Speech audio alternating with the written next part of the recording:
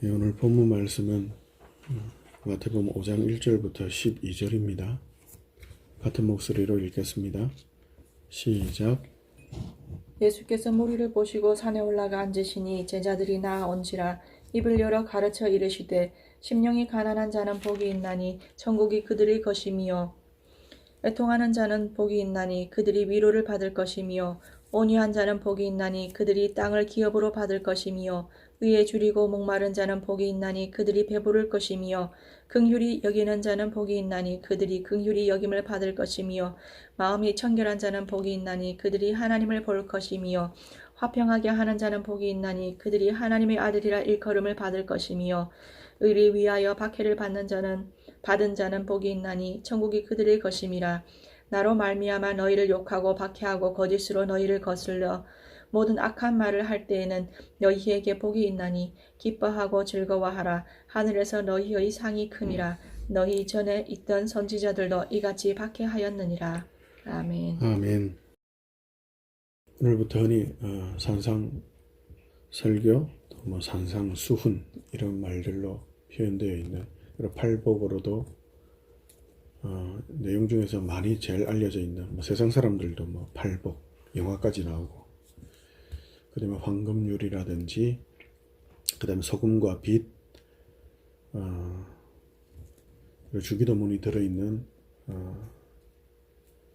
본문이 있고, 그래서 여러 가지로 좀 유명한 본문이죠. 근데 산상설교를 대할 때에 이 산상설교는 그냥 툭 떨어져서 있는 내용이 아니고, 5장 앞에는 뭐가 있죠? 4장이 있죠. 그런 것처럼 1, 2, 3, 4장 예수가 그리스도, 그가 하나님 나라를 회복하시고 온전하게 새롭게 시작하시고, 그 다음에 그걸 집행하시고 이루시고 완성하신다는 그 전제면서, 그리고 그 큰 목적과 목표에 연결되어 있다는 것을 놓치면 안 되고요. 그래서 이 산상수훈을 산상설교, 저는 좀 표현을 다르게 하는데, 예수님께서 4장부터 이제 세일교의 대표로서 수세 받으시고 세례 받으시고 시험 받고 하는 그 모든 과정 순종으로 연결되어서 쭉 나오죠. 성육신부터 해서 그래서 회개하라 천국이 가까웠다는 선포와 함께 본격적인 사역을 시작하시면서 자기 백성을 모으시죠. 그러면 이제 하나님 나라에서 그 하나님 나라의 전부라고 할 수 있는 예수께서 왕이 오셨죠. 그리고 백성을 모으시고 이제 살아야 되죠. 살아가는데 어떻게 살지? 라는 자연스러운 질문이 나올 수 있죠. 그래서 천국, 하나님 나라의 헌법, 새로운 헌법이 선포되어야 되겠죠. 그래서 그것이 바로 이 산상설교인 겁니다. 그래서 저는 산상설교라는 표현보다 산상헌법이 맞지 않나, 이런 생각을 했는데, 조금 보면 이미지적으로 우리가 성경을 읽으신 분들은 이미지적으로 비슷하게 느껴지는 부분이 있죠.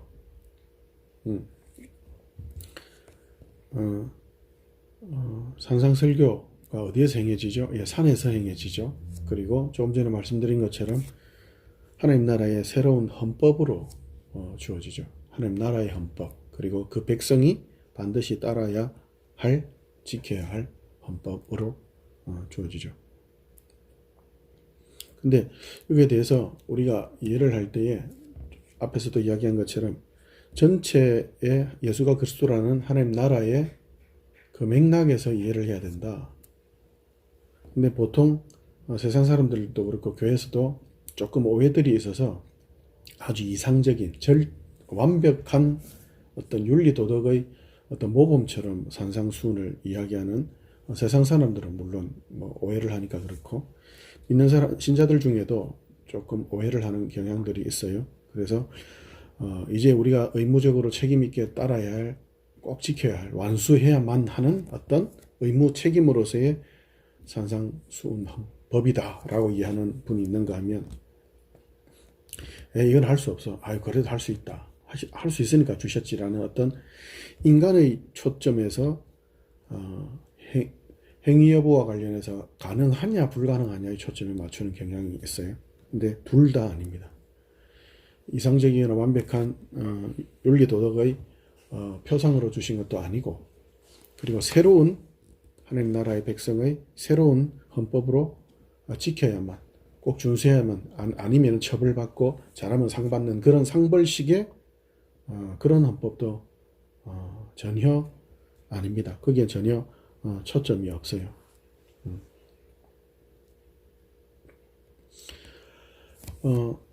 마태복음 5장부터 7장까지의 사상 설교는 그냥 떼서 이해하는 것이 아니라 앞뒤로 자 연결이 되어 있다 그랬죠. 지난주에 다룬 것처럼 예수께서 이제 메시아의 사역을 하시면서 가르치시고 모든 병을 고치시고 그리고 축사하시고 이런 모든 것, 그리고 복음을 전파하시는 그 모든 그것이 좀 더 구체적으로 드러나는 것이 산상 설교고, 그리고 그 뒤에 연결해서 8, 9장에서 병들을 고치고 귀신을 쫓아내시는 그런 역사들, 그죠? 그것들이 더 확장되어서 10장 이후로도 계속 가죠. 이제 예수께서 하시는 것뿐만 아니라 10장부터는 제자들까지 하게 되는, 그래서 연결이 쭉 이어져 가죠. 그래서 산상헌법을 단순하게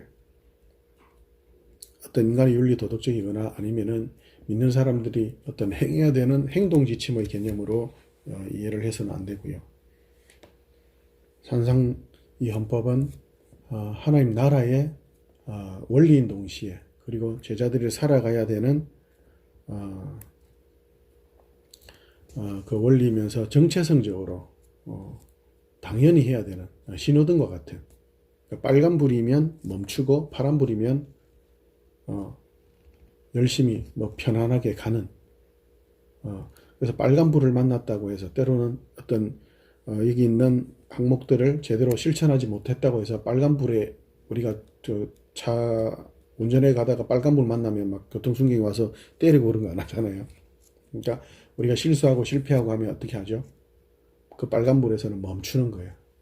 그리고 파란불로 지나가는 것처럼, 그리고 그 길에서 멈추고 돌이켜서 바른 길로 간다, 이런 의미인 것이지, 빨간불 실수하고 잘못했으면 매 맞고 이런 개념은 전혀 아니라는 걸 염두에 두고,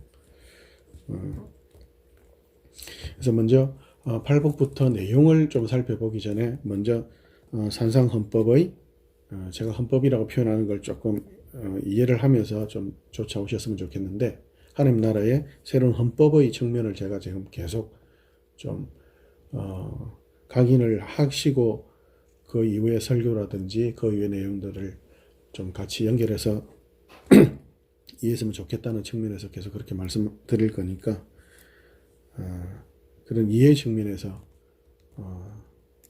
그렇게 받아들이시면 좋겠어요. 산상헌법이라고 제가 표현하는 이유 중에 그 이미지가 있죠. 제가 조금 전에 앞에 이야기한 것처럼 어떤 인간의 윤리 도덕적인 어떤 완벽한 이상적인 그런 건 모범적인 그런 법이 아니다. 근데 세상 사람들은 그렇게 알고 있잖아요. 근데 전혀 달라요. 그것과는 전혀 달라요. 세상에는 아까 행하면 상벌 개념이 있고 또 어떤 존경의 개념이 있고 명예의 개념이 있죠. 그러나 여기에는 그런 개념이 없습니다.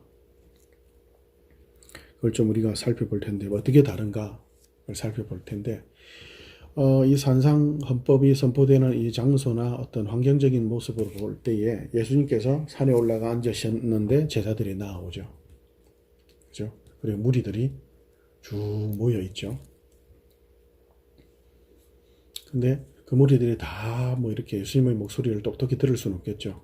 어떻게 보면 좀 거의 돛대기 시장 아니 거의 돛대기 천국 같은 그런 어떤 지금 모습이죠. 예수님이 저 산이지만 높은 산은 아니겠죠. 제자들이 나와서 어떻게 전달되었는지 잘 모르겠어요. 나중에 보면 무리들이 듣고 놀라는 장면이 7장 끝에 그렇게 나오죠. 그래서 그것이 제대로 뭐 어떻게 전달됐는지 아니면 그들이 어떤 의미에서 예수님을 권위 있는 자로 이해했는지 모르겠지만 그들의 반응을 종합적으로 이렇게 표현했을 수도 있고요. 사도 마태가. 자, 이 미지가 산에서 선포되는 말씀. 예수께서 이르시되라고 되어 있죠. 근데 유대교에서는 그 이스라엘의 대표적인 그런 어떤 모습에서는 어떤 자신의 권위를 이야기할 때 내가 존경하는 어떤 선생님이 이렇게 말씀하셨다라는 그런 표현을 해요. 그래서 우리도 학생들이 보면 우리 선생님이 이렇게 어떤 그 과목의 권위에 있어서 학생들끼리 이야기하다가 교수님이 이렇게 이야기하셨는데 하면은 다 전문용어로 깨갱깽 되죠. 그런 것처럼. 근데 예수께서 뭐 어떻게 하시죠? 예수께서 입을 열어 말씀하셨다. 예수님께서 뭐라는 거죠? 설교 제목이 예수? 하나님 나라 뭐라 돼 있죠? 하나님 나라 헌법 이래 돼 있죠. 헌법 제정자 뭐 이런 개념이 아니라 헌법 자체란 말인가? 그래서 이 표현을 제가 어떻게 할지 몰라서 했는데 예수가 바로 하나님 나라 헌법이라는 표현이 뭐냐면 선포하시죠 지금? 입법자인 거예요. 삼권 분립 뭐 민주주의에서 이런 이야기하는데 삼권을 다 가지신 거예요. 입법자, 헌법을 선포하시죠. 그리고 집행하시죠. 이 가르치심 이후에 이대로 행하시죠. 그래서 결국 십자가로 그 집행을 완성하시죠. 그래서 모든 심판, 모든 죄와 의의 문제를 완전히 해결하시는 심판자, 구원자로서의 역할을, 그러니까 사법, 입법, 행정, 사법을 다 행하시죠. 예수 자체가 헌법인 거죠. 이 이미지가 세상 헌법과 어떻게 다른가, 그리고 옛날의 모세 헌법과 어떻게 다른가를 우리가 조금 같이 좀 더 살펴보면서 구체적인 내용은 다음 주부터 할 텐데 이 전체 서론에 해당되는 걸 좀 살펴보고 오늘은 마치려고 합니다. 출애굽기 19장으로 가볼까요?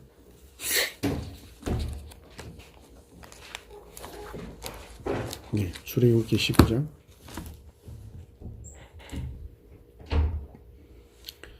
출애굽기 19장은 이스라엘 백성들이 출애굽한 이후에 이제 비로소 하나님과 계약을 맺는, 하나님은 이스라엘의 하나님이 되시고 주와 왕이 되시고 이스라엘은 하나님의 백성이 된다는 그 어떻게 보면 뭐 민주주의 개념에서는 사회 계약설 뭐 등등 그죠? 뭐 국가로 뭐 등등 있는데 저는 그런 거 잘 모르는데 하나님께서 계약을 맺는 그 옛날의 어떤 그 왕과 백성의 통치와 보호, 공급의 그런 관계처럼 그런 형식을 띄셔가지고 이야기하시죠. 근데 그 모세의 그때의 헌법 선포와 뭐가 좀 차이가 있는지, 모세도 시내 산에서 그 법을 받아서 백성들에게 낭독하죠. 그때 형편을 한번 볼까요? 19장 10절부터 22절까지 한번 볼게요. 10절부터 22절. 같이 읽읍시다. 시작. 여호와께서 모세에게 이르시되 너는 백성에게로 가서 오늘과 내일 그들을 선결하게 하며 그들에게 옷을 빨게 하고 준비하게 하여 셋째 날을 기다리게 하라. 이는 셋째 날에 나 여호와가 온 백성의 목전에서 시내산에 강림할 것임이니 너는 백성을 위하여 주위에 경계를 정하고 이르기를 너희는 삼가 산에 오르거나 그 경계를 침범하지 말지니 산을 침범하는 자는 반드시 죽임을 당할 것이라. 그런 자에게는 손을 대지 말고 돌로 쳐 죽이거나 화살로 쏴 죽여야 하리니 짐승이나 사람을 막론하고 살아남지 못하리라 하고 나팔을 길게 불거든 산 앞에 이를 것이니라 하라. 모세가 산에서 내려와 백성에게 이르러 백성을 선결하게 하니 그들이 자기 옷을 빨더라. 모세가 백성에게 이르되 준비하여 셋째 날을 기다리고 여인을 가까이 하지 말라 하니라.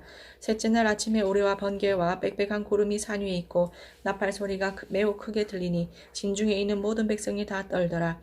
모세가 하나님을 맞으려고 백성을 거느리고 진에서 나오매 그들이 산 기슭에 서 있는데 시내산에 연기가 자욱하니 여호와께서 불 가운데서 거기 강림하심이라. 그 연기가 옹기가마 연기같이 떠오르고 온 산이 크게 진동하며 나팔 소리가 점점 커질 때에 모세가 말한즉 하나님이 음성으로 대답하시더라. 여호와께서 시내산 곧 그 산 꼭대기에 강림하시고 모세를 그리로 부르시니 모세가 올라가매 여호와께서 모세에게 이르시되 내려가서 백성을 경고하라. 백성이 밀고 들어와 나 여호와에게로 와서 보려고 하다가 많이 죽을까 하노라. 또 여호와에게 가까이 하는 제사장들에게 그 몸을 성결히 하게 하라. 나 여호와가 그들을 칠까 하노라. 아멘. 예, 사흘 그죠? 사흘의 말미를 주면서 성결의 준비를 시키시고, 그리고 부부 관계도 금하시고, 그리고 제사장들까지도 성결하게 준비하게 하고, 그리고 경계를 정해서 거리두기. 하나님께서 지금 거리두기를 이렇게 행하시죠. 그러면서 이 거리두기, 그리고 하나님의 이 헌법 선포, 하나님을 만나는 그 법의 제정자이신 하나님께서 만나서 법을 선포하시는 이것이 얼마나 장엄함을 넘어서 아주 엄중하죠. 그래서 거리두기를 실천 안 하면 우리는 벌금인데 여기서는 죽는다라고까지. 그것도 그 사람을 죽일 때에 손도 대지 말고 칼과 활로 이렇게 돌이나 활로 멀리서 손도 대지 말라는 거죠. 그 사람에게. 마치 시체에게 손을 대는 동시에 바로 너도 죽는 것처럼 그런 개념이죠. 옛 헌법, 이 선포, 그리고 제헌절이잖아요. 공휴일인데, 빨간 날인데, 막 즐겁고 한 날. 뭐 어떤 표현이 있죠? 막 두렵고 떨죠. 불이 막 산에 그냥, 온 산에 그냥. 불이, 연기가. 하나님 스케일이 다르시죠. 그냥 빵빠레가 아니라 천둥을 빵빠레로 사용하시죠. 예수님께서 산에서 새 헌법을 선포하시는 장면과 오버래핑 되는데 완전 다른 그림이죠.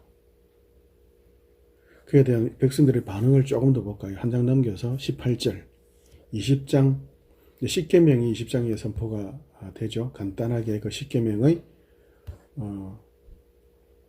법과 연관된 또 600여 개 정도의 또 그 세세한 법들이, 사회법들이, 의식법들이 쭉 연결돼서 출애굽기와 레위기서에 연결되어 나오죠.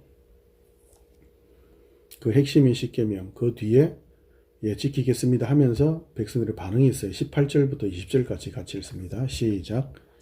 뭇 백성이 우레와 번개와 나팔 소리와 산의 연기를 본지라. 그들이 볼 때에 떨며 멀리 서서 모세에게 이르되 당신이 우리에게 말씀하소서 우리가 들으리이다. 하나님이 우리에게 말씀하시지 말게 하소서 우리가 죽을까 하나이다. 모세가 백성에게 이르되 두려워하지 말라. 하나님이 임하심은 너희를 시험하고 너희로 경외하여 범죄하지 않게 하려 하심이니라.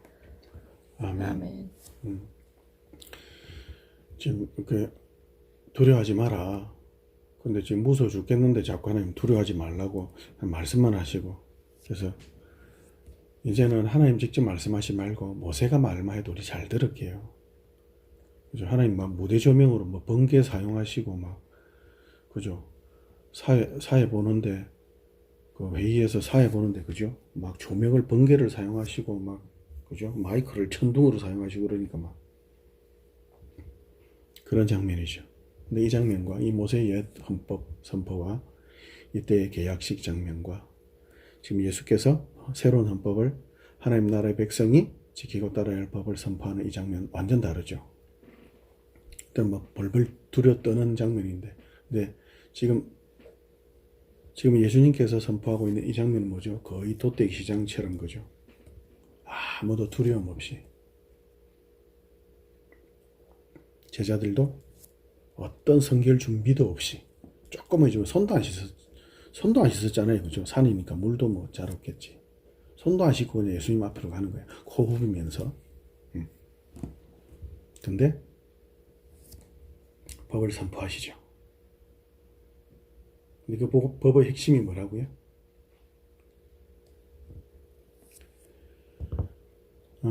다음 주부터 구체적으로 다룰 텐데, 심령이 가난한 자는 복이 있다. 복되다. blessed.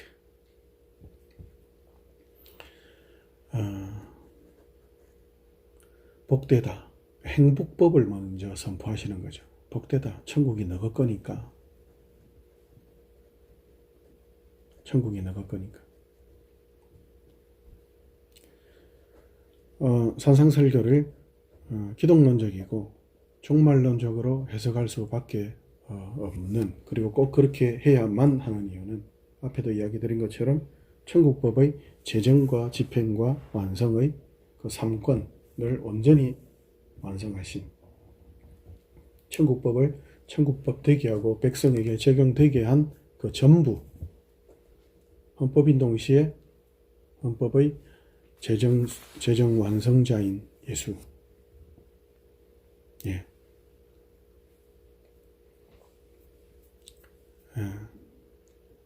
그분이 바로 그 뒤에 있는 그 모든 내용들을 완성해 가시는. 근데 이것을 제정하시고 우리에게 주신 이유들이 두려워 떨고 벌벌 떨고 그게 아니라 뭐라고요? 모세의 율법에서는 이걸 행하지 않으면 상벌 개념이 있죠. 그러나 지금 예수 그리스도께서 오셔서 이 법을 어떻게 완성하시죠? 그리스도 메시아로, 예수, 이름 뜻이 뭐죠? 그 백성을 그들의 죄에서 구원할 메시아. 어떻게 구원하시죠? 우리가 앞에 3장에서도 다루게 했던 것처럼 저 같은 맹인 임산부가 이스라엘 땅으로 바벨론에서 돌아와요. 돌아오는데 어떻게 돌아온다고요? 높은 산은 낮아져 하니까 깽깽 대가 낮아지고, 낮은 산은 골짜기는 움푹 패여 있으니까 올라와 이래가지고 뭐 싱크홀 이런 거 있는데 그 전부 다 메꾸어 가니까 다 전부 다 만화 영화처럼 쫙쫙쫙 이렇게 되는 거예요. 레드 카펫이 쫙 깔리는 거예요. 레드 카펫은 뭐 고사하고 거기 발만 딱 디디니까 바로 무빙워크가 작동되는 거예요. 그래서 예레미야서에 뭐라고 표현되어 있어요? 맹인과 임산부들이 임산부들이 편안하게 갈 수 있는 길을 내신다고. 누가 내신다고요? 하나님 내시는 거죠. 그러면 우리가 산상수훈 이 헌법을 대하는 데 있어서 기본적으로 두려움이나 공포나 이거 어떻게 하지? 이거 이제 죽었구나. 왜냐하면 어떻게 보면 구약에서는 구약의 법을 조금 다르게 이야기하면 약간 친절법에 해당이 돼요.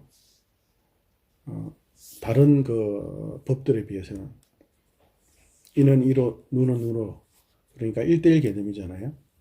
그리고 조금 더 심한 법은 2배, 4배 이런 개념이 있는데, 그래도 가능한, 좀 어떻게 보면 그래 조금 손해보는데 뭐 한 며칠 뭐 닭 안 시켜 먹지 뭐 이 정도인데, 그 집 사는 거 뭐 내년에 사지 뭐 오래 못 사면 요 정도인데, 산상 헌법에서는 뭐죠? 오른편을 맞으면, 오른편 뺨을 맞으면, 발음이 안 되네요. 오른편 뺨을 맞으면 왼편을 돌려대고, 걷어달라면 속옷까지 주고 뭐 등등, 그죠? 아이고 죽었네. 더 심하네. 더 착취법 아니야?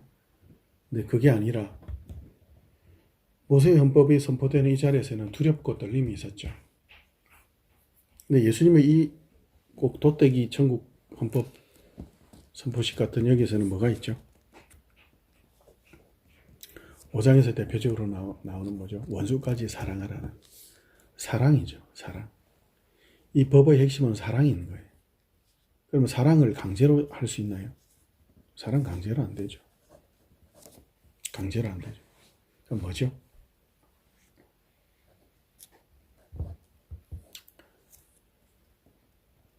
사랑을 몇 번 이야기하는 것처럼 사랑은 항상 하는 사람이 아니라 받는 사람이 갑이죠. 그죠? 그래서 그 사랑을 이해하지 못한 구약의 예수님 당시의 유대인들은 항상 두렵고 떨었죠. 근데 예수님께서는 어떻게 해요? 뭐 천둥도 안 치고 번개도 없이 그냥 뭐 아주 날씨 좋다. 예수님 말씀 들으면서 새 지나가네 하면서 막 그죠? 꽃 피어 있네 하고 막 잡담하고 막. 그런데 예수님께서 야, 니 좀 조용해라 이런 이야기 안 하시고 그냥 그 선포를 그냥 쭉 하시죠. 왜요? 그 자체가 잔치 자리니까. 잔치 자리니까. 상관없는 거죠. 그 법이 선포된다. 그 법을 잘 듣는다. 그 법을 더 나아가서는 그 법을 다 지킨다. 그게 초점이 아닌 거죠. 왜요? 예수님께서 사랑으로 주신 법이고 그것을 마침내 너희가 이루게 될 거야. 이룰 수 있어. 그리고 너희가 이룰 수 있는 마음이 마음에서 불일 듯 할 거야. 예수 믿는 사람들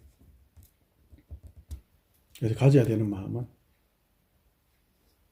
또 못했으면 또 해볼까? 근데 사탄은 어떤 마음을 주죠?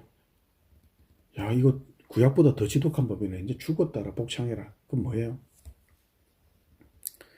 그건 사탄의 속임수인 거예요. 예. 그게 속으시면 안 돼요.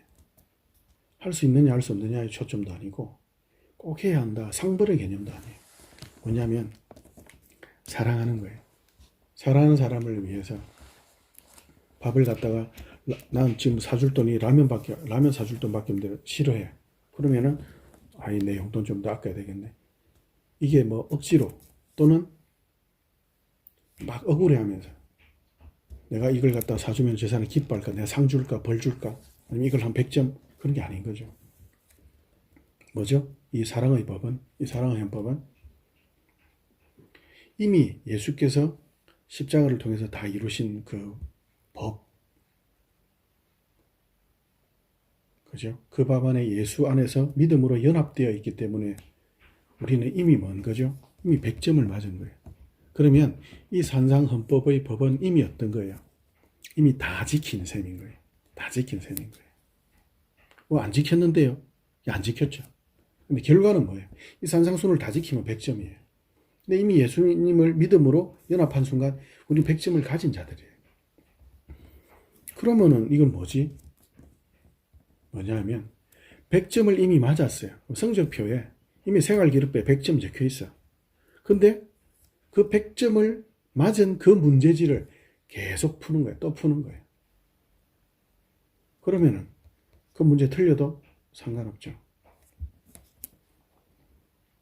1번 문제 맞고 2번 문제 틀려도 상관없고 1번 문제 맞고 2번 맞고 3번 맞고 4번 맞고 99번까지 맞았는데 100번 틀려도 상관없고 1번 틀리고 2번 틀리고 3번 틀리고 100번까지 다 틀려. 그래도 상관없죠. 뭐죠? 100점이죠. 이유는요. 예수 안에서 은혜로 값없이 믿음으로 구원받았으니까요. 예수께서 천국 법의 제정자인 동시에 집행자인 동시에 완성자이시기 때문에 그를 믿음으로. 그럼 우리는요. 감사와 겸손으로 뭐 하면 되죠? 그냥 풀면 되는 거예요. 틀리느냐 맞느냐 100점 맞느냐 10점 맞느냐의 상벌 개념도 아니고 할 수 있느냐 할 수 없느냐의 개념도 아니고 그냥 문제지 들고 앉으세요. 각자의 자리에서 자기의 지금과 여기에서 그 문제지를 푸는 거예요. 순종하는 거예요. 누가 더 크게 순종했느냐? 그거 없어요. 그 순종의 크기와 깊이와 정도와 농도는 없습니다. 순종은 그냥 순종인 거예요. 이미 100점. 근데 야, 니 이미 100점인데 니 100점 맞은 문제를 푸는데 그렇게 틀리냐? 야, 뭐야? 바보 아니야? 아니, 정답을 빼내려고 뭐 부정한 짓을 저지르고 아버지가 뭐 문제지 훔쳐다 주고 그런 세상인데 아니 그런 것도 못해. 아니 너 100점 맞았다면서. 너 예수 믿는 자라면서. 하나님이 네 아버지라면서. 너 왜 그 따위로 사냐? 너 교회 다닌다면서. 너 또 그러냐? 너 언제까지 그러냐? 너 100점 맞았다면서. 같은 시비죠. 세상이 사탄이. 때로는 우리 자신조차도 왜 이렇게 구원받았는데 희발이가 없어? 왜 그래 힘이 없냐? 왜 그래 너는 말투도 그렇고 행동도 그러냐? 100점 맞았다면서. 너 하나님이 네 아버지라면서. 그러나 우리가 해야 되는 건 뭐죠? 그냥 그 문제 푸는 거죠. 틀리든 욕을 먹든 의를 위하여 핍박받는 자는 복이 있나니 천국이 저희 것이기 때문에 그냥 푸는 거예요. 그냥 순종하는 거예요. 당연하게. 산상헌법을 지키는 건 상벌도 완벽주의도 아니고 할 수 있다 할 수 없다의 가능 여부도 아니고, 그죠? 천국 백성이니까, 하나님 아버지가 기뻐하니까 그냥 하는 거예요. 을을 위하여 받은 자는 복이 있나니 천국이죠, 이것입니다. 을을 위해서 핍박받는 게 뭐죠? 11절에 바로 뭐로 연결되죠? 나를 위하여 핍박받는 자는, 이렇게 연결이 되죠. 평행법으로 같은 말이죠. 을을 위해 핍박받는, 의가 뭐죠? 예수죠. 예수를 위해 핍박받는다. 말로나 생각으로나 행동으로나 그 모든 것, 가장 큰 핍박은 뭐죠? 예수 믿고 산다는 거죠. 예수 믿고 구원받았으면 바로 그냥 천국 갔으면 좋겠는데 살아야 되죠. 살아있기 때문에, 이 세상 한가운데 살아있기 때문에 믿는 자들은 핍박 속에 살 수밖에 없죠. 가장 자신을 핍박하는 사람은 누구죠? 자신이죠. 날마다 불순종으로 날마다 사람들과 싸우고 자신과 싸우고 날마다 전문용어로 헛질하는 인생을 평생 살아야 되는 핍박. 100점 좀 위대하게 멋있게, 그게 아니라 하나님 뭐라고요? 천둥도 번개도 없는 그 하나님 나라 새 헌법의 현장에서 예수께서 그 헌법의 맨 위에 서 계시죠.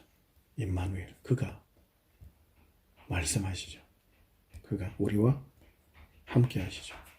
그러면 산상헌법은 그걸로 전부인 겁니다. 의를 위하여 핍박받은 자, 결국 뭐라고요? 나를 위하여 핍박받는 자인 거예요. 그러면 우리가 예수를 위해서 핍박을 받아야 하는 이유는 뭐죠? 선물이나 상벌이나 의무나 책임이나 뭐 빚 갚기 위해, 보온하기 위해서가 아니라 100점 맞은 자이기 때문에 이미 하나님의 자녀가 되었고 예수의 그 사랑에, 그 은혜에 감사하는 자고, 겸손히 날마다 자신을 죄인으로 고백할 수밖에 없는 자니까 의무나 책임이나 보상의 개념이 아닌 사랑인 거죠. 그래서 예수님의 그 사랑을 받았다면, 그 사랑을 인정한다면, 그렇게 왕으로 주로 오셨음에도 십자가로 그렇게 순종으로 이렇게 완성하신 것을, 우리에게 보이신 것을 믿음으로, 그래서 그 예수님 우리의 주와 왕이 되시고 그렇게 살아가기로, 그렇게 또 하루하루 자라가기로 날마다 고백하는 성도라면, 하나님의 헌법은 연애 편지인 거죠. 세상과 다르죠, 그 법이. 그래서 우리의 초점과 우리의 판단과 우리의 귀와 눈은 하나님의 손, 그리고 교회로 향해 있어야 되겠죠. 왜요? 거기에만 우리의 위로와 소망과 믿음이 같이 추구되고 있고 같이 자라가기를 서로 격려하며 위로하니까. 그래서 세상의 판단, 사탄의 속임수에 속지 말고 세상 나라의 헌법의 그 스피커 소리에 속지 말고 우리 같이 힘내면서, 아, 예수가 헌법이지, 예수가 하나님 나라 헌법 그 자체지, 아, 예수께서 그 법을 다 제정하시고 다 집행하셨고 다 이루셨지, 그렇지, 나 예수 믿는 자지, 아, 그러면 나 이미 100점이니까 틀리든 맞든 상관없이 평생 이 문제 풀면서, 내 문제 풀면서 내 하루, 내 주변의 사람, 그렇게 가면 되는구나. 야, 그렇구나. 행복법이구나. 사랑법이구나. 너 죽이는 법이야, 너 희생법이야, 그게 아니라, 아, 사랑법이고 행복법이구나. 하나님의 검성에, 예수님의 그 말씀에 그렇게 우리 같이 격려하고 위로하면서 계속 이 복된 길을 걸어갑시다. 기도합시다. 하나님, 사랑으로 행복의 길로 허락하신 이 법을 사탄은, 세상은 인간의 윤리도덕법으로 전락시키고 이상적인 완벽주의적인 상벌 개념으로 의무나 책임에 국한시키는, 하나님이 전혀 초점 두지 않으시는 우리의 마음을 바꾸셔서 우리의 복 주시고자 그렇게 우리를 시냇가로 옮겨 심으셨는데, 우리는 자꾸 사막에 심겨 있었던, 그리고 사막처럼 더 넓은 세상의 보여주고 들려주는 것에 자꾸 우리 마음을 두려고 합니다. 불쌍히 여겨 주옵소서. 사방천지는 사막이어도 우리는 시냇가에 심겨 있는데, 시냇가를 자꾸 향하여 가게 하시고 시냇가의 뿌리를 더 깊이 더 깊이 더 깊이 내리게 하시고 믿음으로, 소망으로, 사랑으로 자라가게 하옵소서. 주여 은혜로 다스려 주옵소서. 우리 주 예수님 이름으로 기도합니다. 아멘.